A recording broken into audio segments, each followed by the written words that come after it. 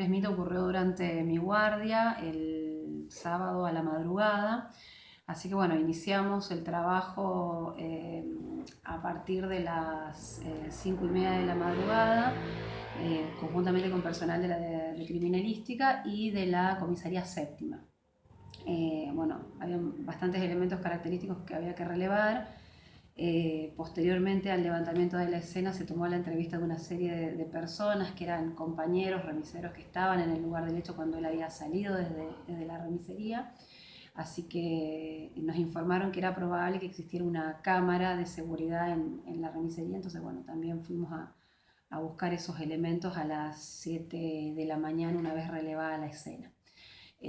Bueno, particularmente se obtuvo testimonios variados de personas que estaban en el lugar al momento en que el señor Smith es abordado por el pasajero en la misma agencia. Estas personas daban unas características físicas que eran bastante descriptivas con respecto a corte de pelo, rostro, prendas de vestir. Y básicamente el operador era quien lo había visto más de cerca, pues esta persona había ingresado, pidió un vaso de agua y después, bueno, pidió un remis hacia la zona del barrio La Floresta. Lo que llama particularmente la atención también es la solución de continuidad que hay entre que aborda el remis hasta que da el propio Smith una alerta radial diciendo que había sido apuñalado.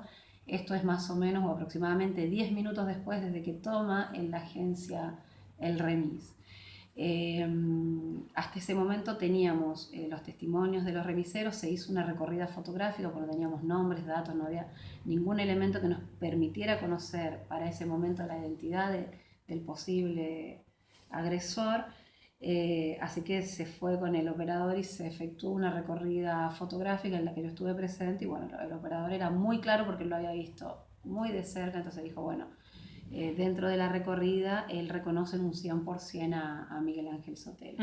A partir de ahí, bueno, se inicia toda una investigación de vinculación para ver si tenía que ver o no. Durante la investigación recibimos un llamado que en proximidades de uno de los domicilios de Sotelo se había encontrado un arma blanca con manchas hemáticas que, bueno, presumiblemente podría tener coincidencia con el hecho por la proximidad de la escena del crimen. Y después ya para horas de la mañana habíamos obtenido varios testimonios con respecto a cómo se había producido el desplazamiento. El autor era una persona joven de aproximadamente entre 17 y 19 años. Por lo tanto, bueno, habían otros sujetos con estas características, estos cortes de pelo, pero no daban con la edad. ¿Sí? La mayoría de los sujetos que nosotros teníamos como posibles vinculados eran personas más grandes y bueno, eso se fue durante el transcurso de la mañana investigando. Finalmente, a las 7 de la mañana, solicito al comisario Mellado que envíe un móvil para retirar las imágenes de la remisería. Cuando está llegando el móvil a la remisería, ve dos personas que están saltando los paredones. Claramente habían sustraído algo del interior, empiezan a perseguir a estas personas, aprenden a dos y un tercero, según lo que dice un testigo, ingresa a un domicilio en la calle Soldado Almonacid. Ese domicilio permanece con vigilancia y se pide también se agregue en el allanamiento. Entonces, bueno, ahora teníamos que vincular el por qué estas personas habían querido ingresar para sustraer elementos del interior de la remisería. Así que eso se agregó también como hipótesis a la investigación, porque ustedes piensen, son hechos conexos muy próximos, ¿no?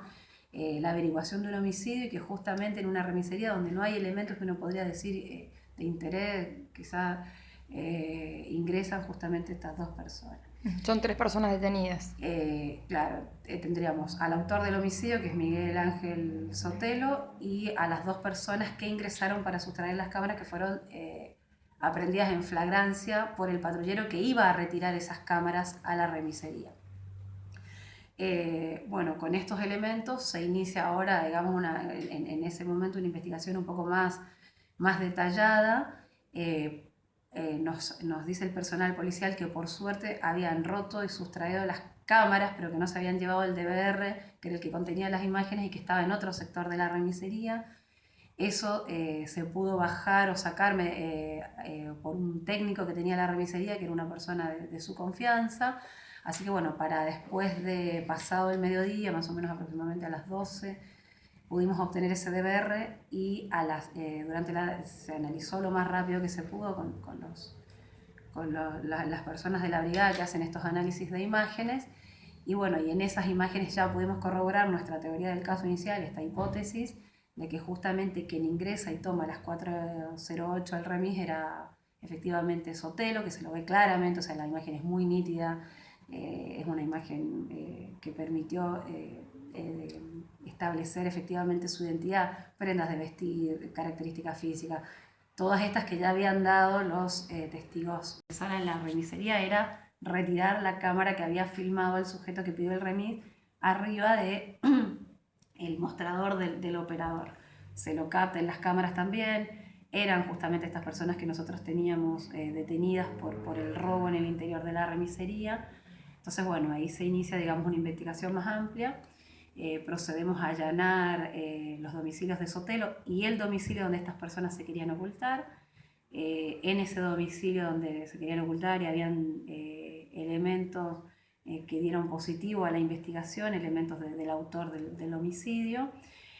Así que bueno, con todo ello, finalmente para horas de la tarde se logró su aprehensión y elementos que deben obviamente ser peritados y bueno. Hoy en el día de la fecha se va a efectuar el control de detención, creo que está programado para las 12 del mediodía.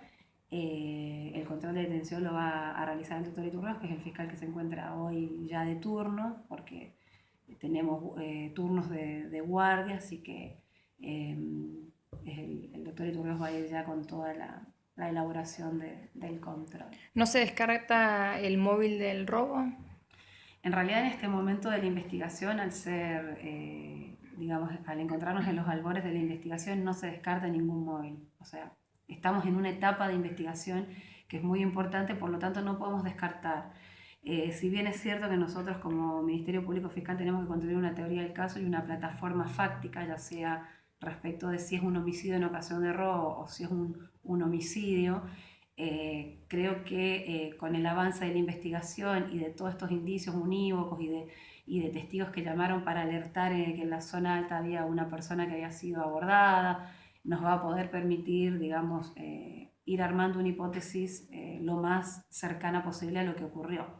Si bien es cierto, en el inicio de la investigación al señor Smith no le faltaban elementos, pero bueno, también eso deberá ser corroborado, porque nosotros cuando abordamos la escena criminal tampoco sabíamos qué elementos podía llegar a tener en su rodado, o sea que todo eso es parte ahora de la investigación.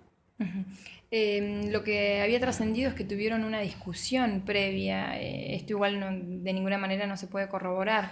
En realidad, lo que nosotros tenemos como parte de la investigación es primeramente el pedido de auxilio lo efectúa el propio Smith, o sea, él es el que modera en el radio un auxilio y manifiesta que había sido apuñalado. Esto igual de ninguna manera no se puede corroborar.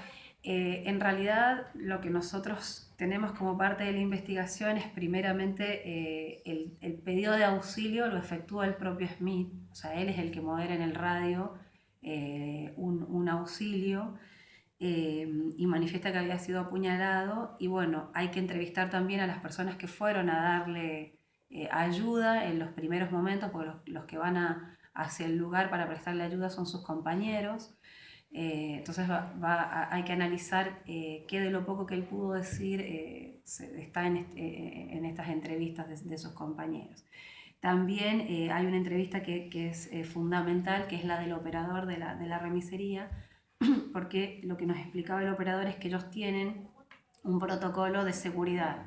Entonces, cuando van con personas que les parecen, digamos, personas que hacen viajes hacia la zona alta de la ciudad o hacia algún barrio que podría ser potencialmente peligroso, ellos ni paran ni levantan pasajeros durante el trayecto. Tampoco permiten que las personas suban otros pasajeros y siempre eso es alertado al operador. En este caso, esto ocurrió en 10 minutos desde que se toma el remis Sotelo y se aplicaría este protocolo, ¿no? Que él no paró en ningún lugar intermedio y tampoco tomó ningún pasajero en ninguna zona aledaña Ujú. hacia su destino, ¿no? O sea, pero bueno, todo es materia de investigación. Hay bastante material científico que deberá ser peritado, hay elementos que la Fiscalía tiene que analizar, tanto del hecho del homicidio como también del segundo hecho, que para nosotros claramente es un hecho de encubrimiento agravado, o sea, es un encubrimiento del homicidio, porque justamente estas personas ingresaron a requerimiento de Sotelo a retirar la cámara que lo había filmado. Por lo tanto, esto también nos da una presunción de que el autor habría organizado un segundo ilícito para encubrir su llegada ahí